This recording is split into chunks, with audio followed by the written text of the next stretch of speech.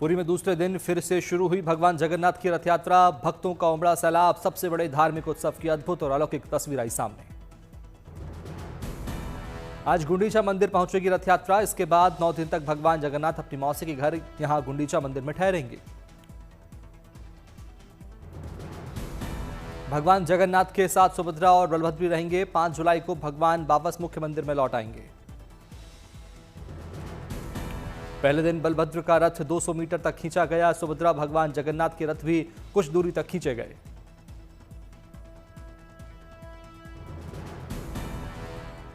पूरी जगन्नाथ रथ यात्रा में उमड़े आस्था के सैलाब के बीच दिखी मानवीय संवेदना की तस्वीर। रथ यात्रा के दौरान एम्बुलेंस को रास्ता देने के लिए 1500 लोगों ने बनाई ह्यूमन चैन। भगवान जगन्नाथ की रथ यात्रा के दूसरे दिन उमड़ा आस्था और भक्ति का सैलाब। देश विदेश से लाखों की संख्या में प्रभु के भक्त रथ यात्रा में हुए शामिल। जगन्नाथपुरी रथ यात्रा में सुरक्षा के कड़े इंतजाम। भीड़ को कंट्रोल करने के लिए रैपिड एक्शन फोर्स के साथ एनडीआरएफ ने संभाला मोर्चा। भगवान जगन्नाथ की रथ यात्रा के दौरान साफ सफाई का भी विशेष ध्यान। रथ यात्रा से गुजरने वाले मार्ग पर झाड़ू से सफाई, जगह जगह से उठाया जा रहा कचरा।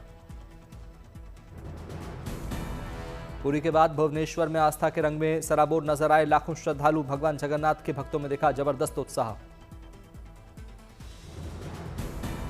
भुवनेश्वर में कलाकार सुबल मारना ने बनाया भगवान जगन्नाथ का दुनिया का सबसे छोटा रथ। नीम, चंदन और तुलसी की लकड़ी से बना है रथ की ऊंचाई 2.3 सेंटीमीटर और चौड़ाई 1.9 सेंटीमीटर। इस रथ पर भगवान जगन्नाथ के साथ बड़े भाई बलभद्र और बहन सुभद्रा भी है विराजमान। कलाकार को अनूठा रथ बनाने में 14 घंटे और 20 मिनट का वक्त लगा। अजमेर में भी निकली भगवान जगन्नाथ की भव्य रथ यात्रा। करीब 500 से भक्त 800 किलो वजनी रथ को खींचते हुए नजर आए।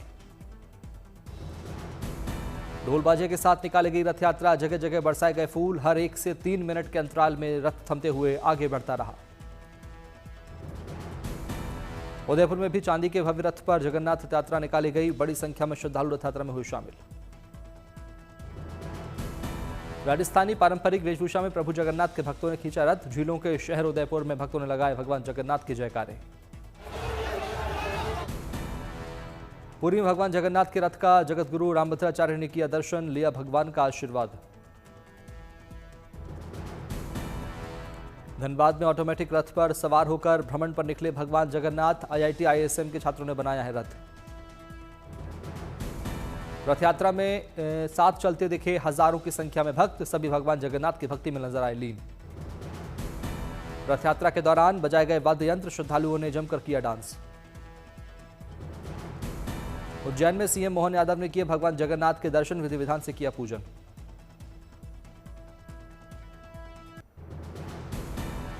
उत्तराखंड में 4 धाम यात्रा में उमड़ रहा आस्था का सैलाब। अब तक 36 लाख से अधिक भक्तों ने किए दर्शन।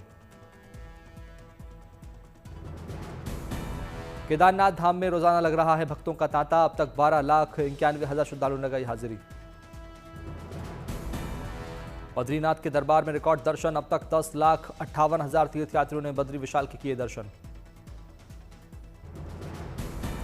मां गंगोत्री धाम में 5,65,000 भक्तों ने लगाई हाजिरी। यमुनोत्री धाम में भी 5.5 लाख से अधिक भक्तों ने किए दर्शन।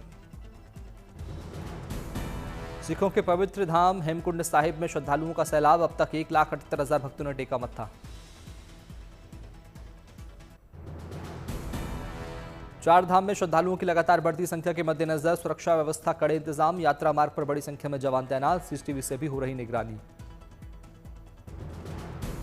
उत्तराखंड प्रशासन की 4 धाम श्रद्धालुओं से अपील, मौसम की जानकारी के बाद ही करें यात्रा। लंबी ड्राइविंग से बचने की भी सलाह। रामलला की प्राण प्रतिष्ठा के बाद से भव्य राम मंदिर में उमड़ रहा भक्ति का सैलाब। 22 जनवरी 2024 से अब तक 5.5 करोड़ श्रद्धालु लगाई हाजिरी।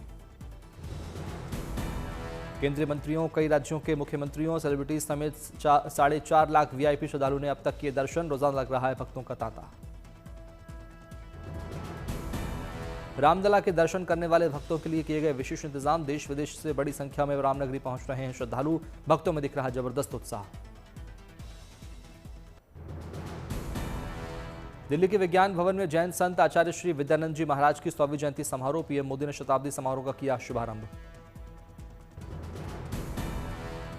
पीएम मोदी ने जैन मुनि आचार्य विद्यानंद जी महाराज के जीवन पर आधारित प्रदर्शनी देखी। जैन संत को नमन कर पीएम मोदी ने लिया आशीर्वाद। शताब्दी समारोह में आचार्य विद्यानंद जी महाराज पर वीडियो रिलीज किया गया। उनके महत्वपूर्ण योगदानों को फिल्म के जरिए प्रस्तुत किया गया। शताब्दी समारोह में पीएम मोदी ने धर्म चक्रवर्ती उपाधि से किए गए सम्मानित। पीएम मोदी ने कार्यक्रम को किया संबोधित। कार्यक्रम में देश भर से प्रख्यात जैन आचार्य, आध्यात्मिक नेता, सांसद, विद्वान हुए शामिल। 22 अप्रैल 2026 तक मनाया जाएगा शताब्दी समारोह।